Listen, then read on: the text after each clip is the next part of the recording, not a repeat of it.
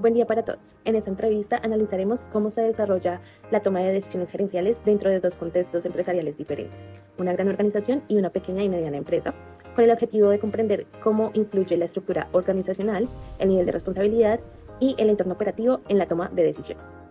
En representación de una empresa a gran escala, nos acompaña un superintendente Project Manager, Nicholas Daniel Gates, quien lidera la ejecución operativa y la toma de decisiones de proyectos ambientales de alta complejidad de la empresa Groundwater Treatment and Technology, una compañía estadounidense del sector de servicios ambientales que se especializa en el diseño, construcción y operación de sistemas avanzados de tratamientos de aguas subterráneas y soluciones de remediación ambiental.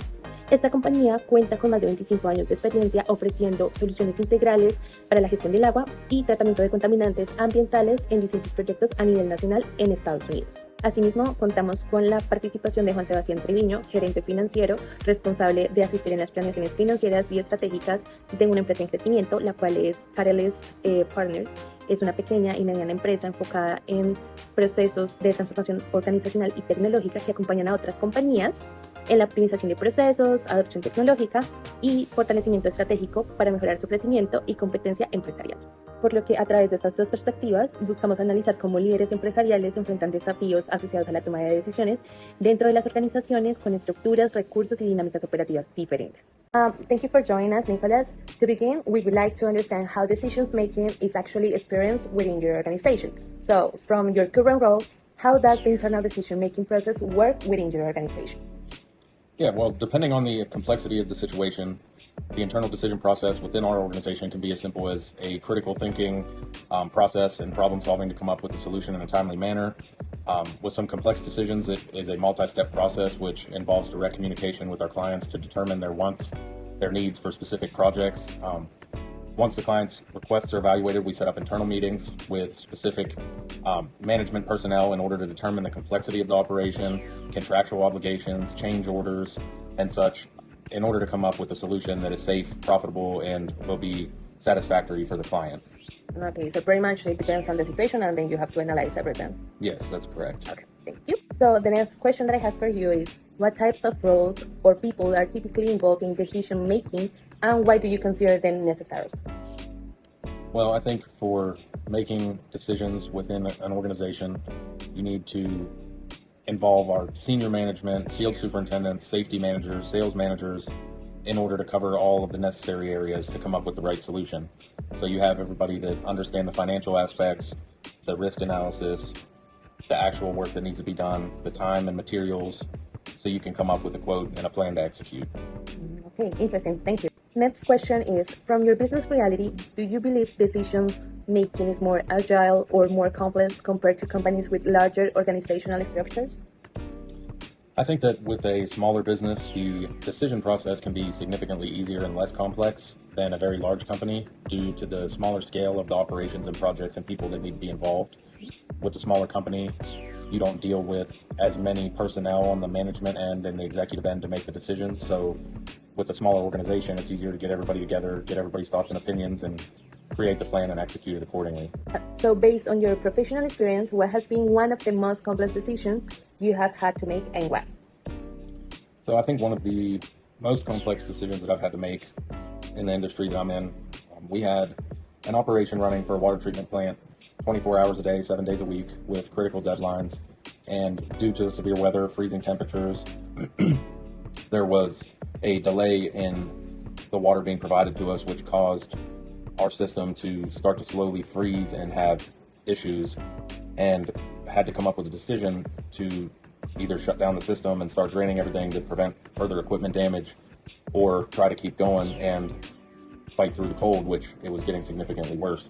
I made the decision to shut everything down, shut the whole system down, get all the equipment out that we could, start draining everything, all the pipelines, everything, in order to prevent further freezing and damage, which I knew was going to shut our system down for a significant amount of time, but otherwise we would have had a significant amount of damage done to lots of expensive equipment and time to repair. So analyzing that in a critical thinking moment, it would have taken more time and energy and money and resources to rebuild everything that would have been damaged versus make the decision to stop everything and prevent anything further from happening as best as you can as a team, even though it affects all the personnel on site and everything and scheduling and so on.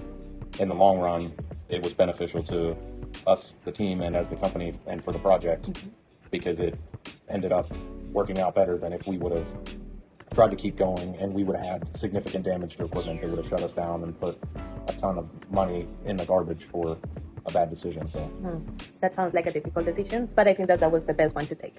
Next question is, from your experience, what are the most common challenges managers face when making decisions?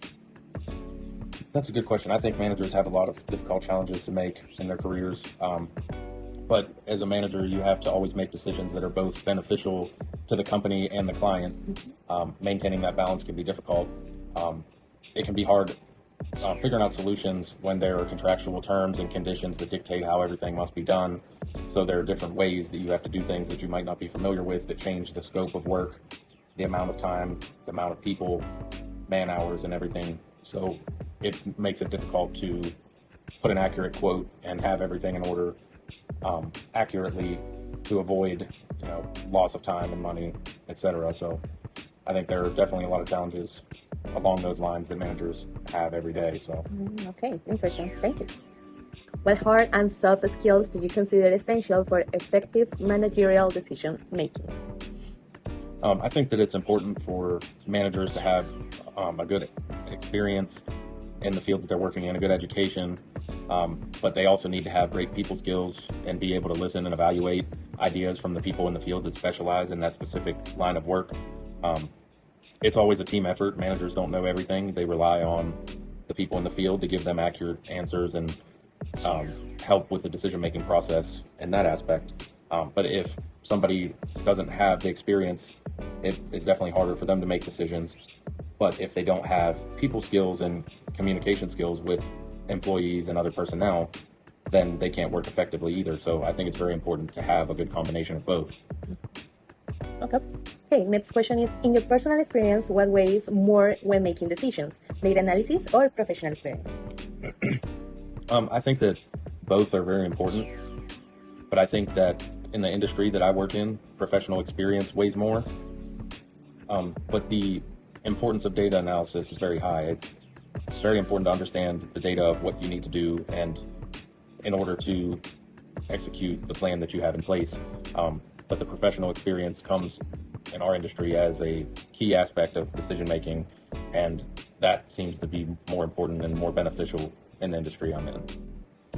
What mechanisms or methodologies do you use to collect information before making an important decision? Personally, I like to use critical thinking, talk to other professionals, get their input on the situation, and discuss anything that I'm not familiar with the professionals in that direct line of work, and combine all those things to come up with a good decision with accurate information. Two more questions. The next one is, from your perspective, what is the main risk involved in managerial decision making? It's a tough question, but I think one of the main risks involved in the decision-making process is not receiving the complete and accurate data that you need for that specific task at hand. I think that if you come up with a solution and you decide to make an executive decision on something and you put together all the information and the information that you received was not correct, it changes the whole line and the whole scope of work that needs to be done and affects the deadlines, and it's basing everything off of the information you thought was correct. That affects it greatly whenever you schedule and have everything planned and then all of a sudden it's a lot different than what you planned for. So the inaccurate information and data greatly affects managers in situations where they need to make an executive decision. So the final one, and I think that is like a conclusion of all our interview, is looking back on your experience, what decision do you consider was not entirely successful, and what would you change if you had the opportunity to make that decision again? I think that kind of goes back to the main risks involved with the decision-making process for managers. Because if you're coming up with solutions and planning to execute the work and you're not getting the accurate information you need and data, that causes issues. So as I talked about in that question, making a decision on a project, discussing with the clients and giving them the information and telling them you're going to do all the things that you have planned, and then the information and data was not correct. So it ends up causing significant delays and costing a significant amount more money, which leaves the client unsatisfied and the company unsatisfied. So those are the kind of decisions that I have struggled with, in the past, that I've learned to improve on, to make sure that the information and everything is accurate prior to making that decision and not jumping to conclusions just to talk to the client and respond quickly. It's more important to take the time to get them the decision that they need to hear, as well as what's possible to execute. So I think that was one of the biggest challenges I had, was trying to get over that, I would say, that anxiety of trying to come up with an answer right this second just to satisfy a client, because they might be satisfied temporarily while you're responding, but then whenever everything needs to be executed, does not satisfy them whenever it's not the way that you had said it was going to be. So, just making sure the time is taken to have everything accurate, planning everything perfectly. But nothing's perfect, but you can plan everything accordingly to make sure you take into account all the different variables in the situations and, the different hurdles you might have to jump over, and, the roadblocks. There's always delays, there's always issues. So leaving enough time to in your schedule to overcome any issues that may arise, that type of thing. So I think that's been one of the biggest things that I've gotten over and had to experience in my past. Oh, okay. Well, it was so interesting knowing about how decision making is a challenge, but also an opportunity for a lot of managers. Thank you so much for your time and your answers. We really appreciate it. Bueno, muchas gracias, Juan, por estar acá con nosotros. Para iniciar, me gustaría conocer desde tu experiencia cómo se vive realmente la toma de decisiones dentro de tu organización. Y la primera pregunta sería, desde tu rol actual, ¿cómo es el proceso interno que siguen para la toma de decisiones dentro de la empresa? Muchas gracias. Bueno, depende más que todo del tipo de decisión. Evidentemente, si es una decisión que involucra a todas las secciones de la empresa, se toma con todos los directivos. En este caso vendría siendo David, que es prácticamente el director del área financiera, y con Joana, que vendría siendo la parte total del desarrollo. ¿Sí? Te recuerdo, la empresa es una consultora de tecnología, lo dividimos en dos partes, evidentemente, la financiera y el desarrollo total. Vale, o sea que ¿existe algún protocolo o todo depende como de la situación en la que se tenga que tomar la decisión? Todo depende más que todo de los proyectos, porque generalmente pues nosotros vemos que si un proyecto es bueno, directamente lo tomamos, pero evidentemente en el camino pues van surgiendo inconvenientes. Entonces llega algún punto en el que sí, evidentemente necesitamos tocar los temas todos directamente, y algo que es muy común y que ocurre es que la financiera como que no aprueba, pues el desarrollo necesita desarrollar esto y no hay fondos para hacerlo, entonces es un poco complejo, pero al final siempre se termina llegando como un punto medio donde sigue habiendo ganancias y el cliente sigue estando contento con el resultado. Ok, perfecto. Entonces, ¿qué tipo de roles o personas participan normalmente en la toma de decisiones? Me estabas mencionando a David y a la chica. ¿Y por qué se consideran ellos necesarios a la toma de estas decisiones? Bueno, con David, como te dije, pues manejamos toda el área financiera. Para mí es totalmente indispensable en el ámbito de que directamente, algo que siempre he dicho yo es que en una empresa siempre van a tener que ver al director financiero, porque si nadie lo odia, eso significa que es muy permisivo, ¿sí? Entonces es algo más complejo, más allá, pero lo que te decía, David es una parte muy importante porque gracias a él, pues toda la parte contable está organizada, toda la parte financiera de la empresa es la que surge, pues al final se termina comiendo de literalmente lo que te renta la empresa. Ahora, evidentemente no se puede descuidar la parte de desarrollo porque es la que vende los proyectos, prácticamente es la que pues, desarrolla, valga la redundancia, y con la que ganamos realmente, porque esta es la parte que provee el servicio realmente, ¿sí? Entonces, sí, vendrían siendo Joana y David, son los que generalmente estamos en las reuniones para tomar las decisiones completas. De ahí me surge una pregunta, y es, desde tu realidad empresarial, ¿consideras que tomar decisiones resulta más ágil o más complejo que en empresas con estructuras más grandes? Bueno, yo te diría que creo que vendría siendo más fácil por lo mismo, porque el círculo es más pequeño y evidentemente pues por decirlo así, no hay un intermediario entre cada persona, entonces no hay un teléfono roto de información, ¿sí? Creo que por esa parte vendría siendo algo más fácil, pero evidentemente pues lo que yo esperaría de la empresa cuando sea grande es directamente que la toma de decisiones prácticamente se automatice, ¿sí? O sea, poder tener una persona en el cargo que realmente entienda los proyectos, entienda también el área financiera. Pues obviamente nadie lo va a hacer como yo lo haría, por ejemplo, pero sí siento que es bastante importante que en algún punto se automaticen todas las funciones para pues yo también poder enfocarme en otro tipo de proyectos. Claro, tiene sentido. Bueno, tengo otra pregunta para ti. Pensando en tu trayectoria, ¿cuál ha sido una de las decisiones más complejas que has tenido que tomar y el por qué? Yo creería que fue hace poco con la de los tutores de IA, porque llegó un punto en el que, bueno, te cuento, fue un proyecto donde Con la subida del salario mínimo, a algunas de las empresas acá en Colombia se les complicó un poco la paga de salarios y las horas extra, especialmente pues para capacitar a nuevos empleados en la parte técnica más que todo. Entonces, lo que hablamos con la empresa que vendría siendo la textilera de Medellín fue básicamente que necesitaban alguna solución para directamente poder capacitar a los empleados sin necesidad de que tuvieran que pagarle a alguien más las horas extras. La ventaja que tenemos hoy en día es que hay IA. Entonces, con Cloud y bueno, N8N se desarrolló un profesor de IA, por llamarlo de alguna manera, que califica a los empleados, les hace exámenes. Es como aprender directamente, pero con un bot de IA. No sé si has visto Stimulr, por ejemplo. No, no he escuchado. Ellos enseñan idiomas, pero Oh, ok. podría ser algo parecido, pero pues con la capacitación totalmente de lo que involucra el rol para la empresa de ellos. Muy interesante. Entonces, cuando estábamos desarrollando ese proyecto, ocurre el problema de que se queda corta la parte financiera como tal para el desarrollo de otro tipo de funciones porque empezamos a consumir más espacio en el hosting realmente, entonces no daba la capacidad para, con lo que habíamos pagado, poder terminar de desarrollar el proyecto porque el programa era bastante pesado. ¿Sí?